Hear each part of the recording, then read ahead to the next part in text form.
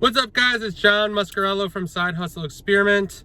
Happy Sunday. Today I am going to be doing a recap of the week, basically takeaways I've had, what I learned, to share that with you, what went good, what went bad, and what is going to happen next week. So I jotted down some notes here.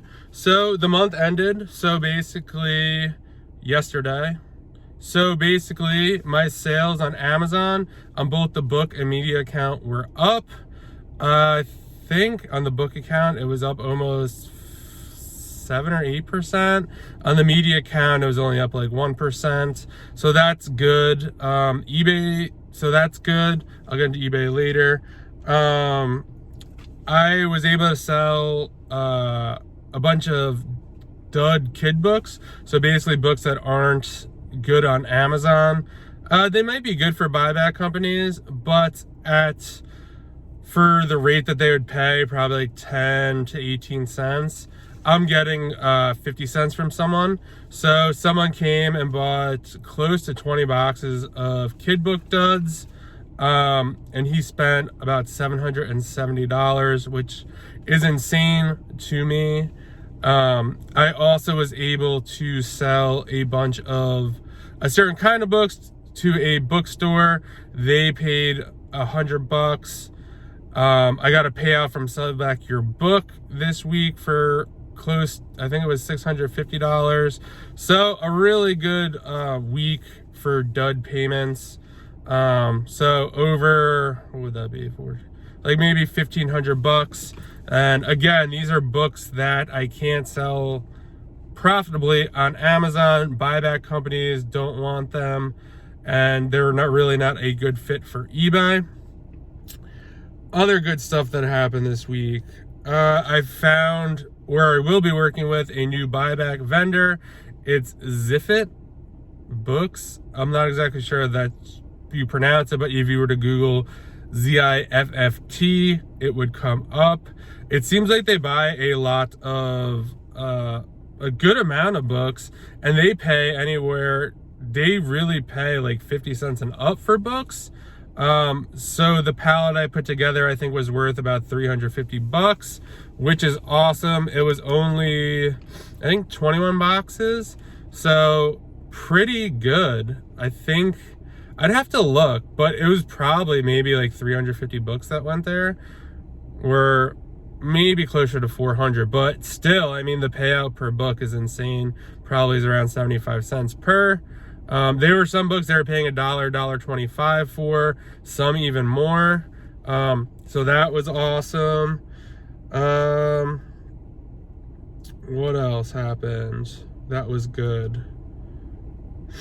The book flipper, shout out to Caleb Roth. He made some really helpful video talking about the Amazon restock limits. I will link that down below. He also created an awesome spreadsheet that's for free. Basically, you can plug in your inventory and it will tell you how many duds you have. Based on, he made a whole video about it, so you could watch that video. But basically, you could get a quick analysis of your inventory, like how much good inventory do you have, how much inventory do you have to go through and possibly destroy or get it sent back to you.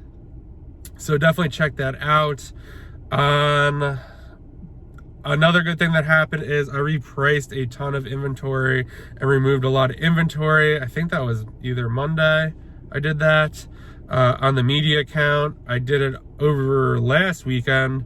On the book account, I could still do probably more on the book account, but I just have to sit down and get that done. The bad things that didn't go so well this week, more obstacles, not bad, but the Amazon restrictions, restock limitations dropped again.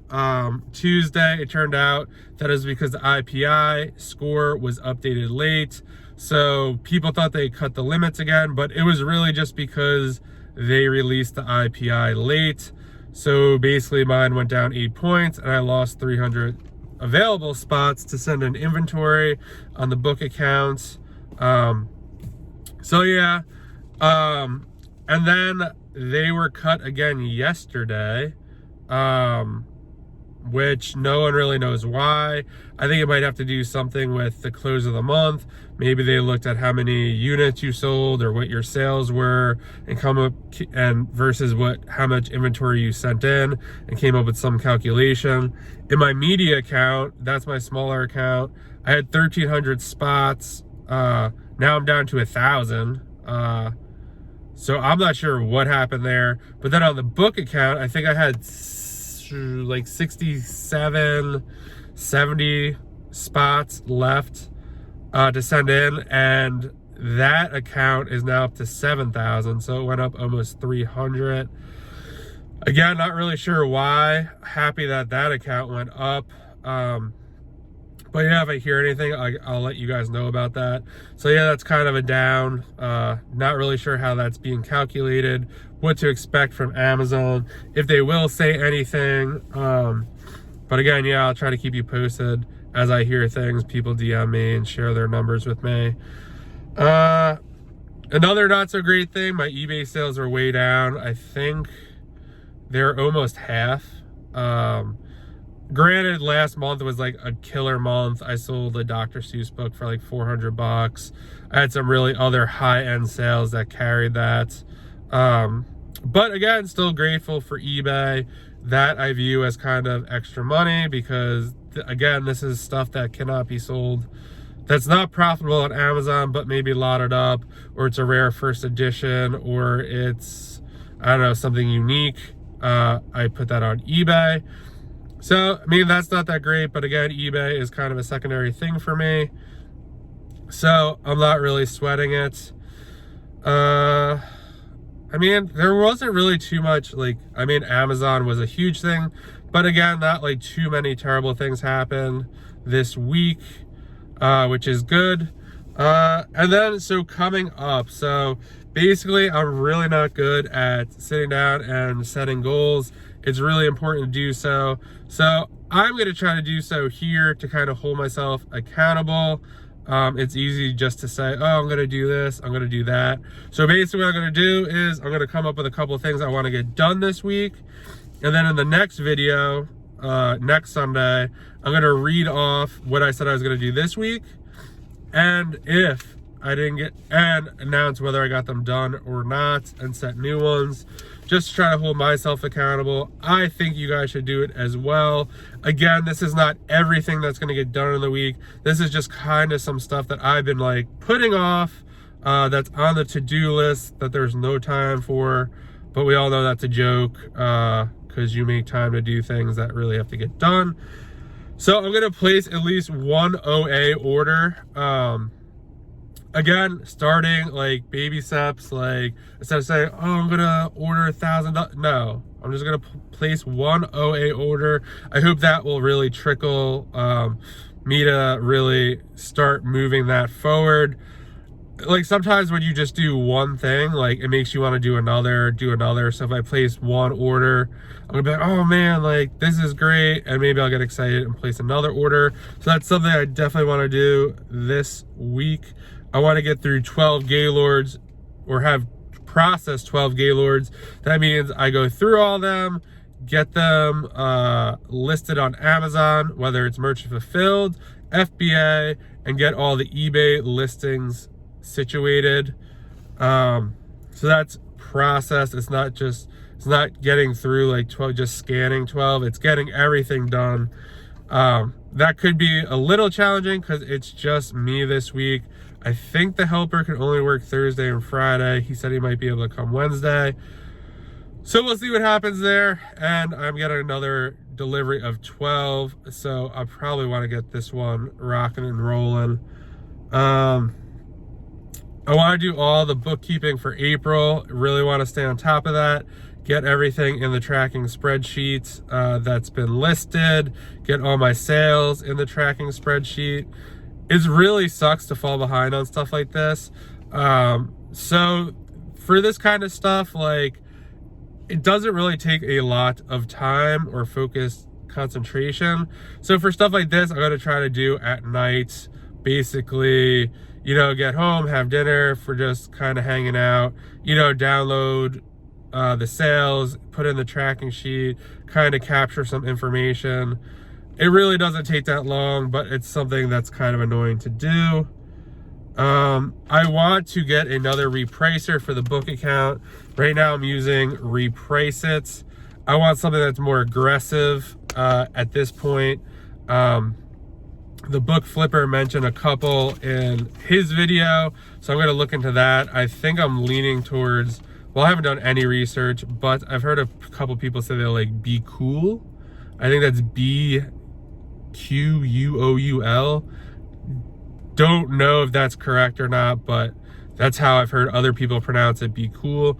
So yeah, Reprice it. I feel like it could be good, but yeah, it's time for something robust. I mean, with Reprice it, it's super cheap. I think I'm paying like $19.99, maybe $24 max per month. It's based on your inventory. But yeah, it's time to figure out something that's a little more aggressive. Now that I have more of an inventory, I love using New Price. I will definitely put a video I did, might have been last Sunday when I was repricing everything. Basically how you could see that, all your inventory and what's going on with that. But I think with Be Cool, you could be more aggressive. You could set better rules. I don't know for 100% for sure exactly everything that's included, but once I get a new one set up or find some other ones that I want, yeah, I'll definitely share what I'll go with. Repricers could definitely, I mean, they're not 100% perfect.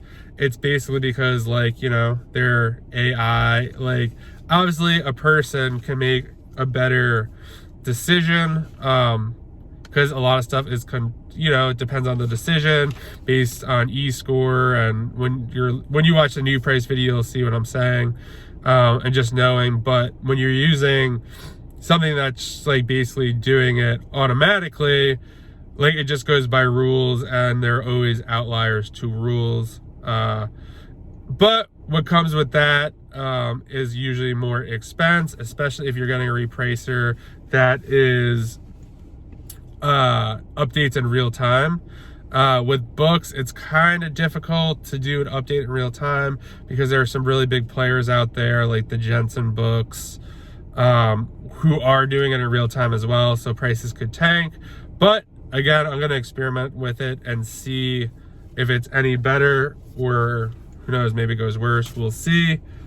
And then I do want to, again, will upload daily videos. That's what will be coming up. I do want to get my YouTube channel filled out. I don't have the about page done. I don't have an intro video. I actually never made like a first video, like, hey, this is my first video. I just kind of jumped into it. So I definitely want to kind of get that set up, you know, get you guys, you know, set up some links, where else you guys can find me, how you can contact me, give you a little bit of my backstory. Who knows, maybe that'll actually be a good video to do as well. Basically how I started this, how I got started, and kind of go through there. Let me know if you want to see a video like that. I could definitely make something like that. And then the last thing, I want to definitely map out new goals for Amazon.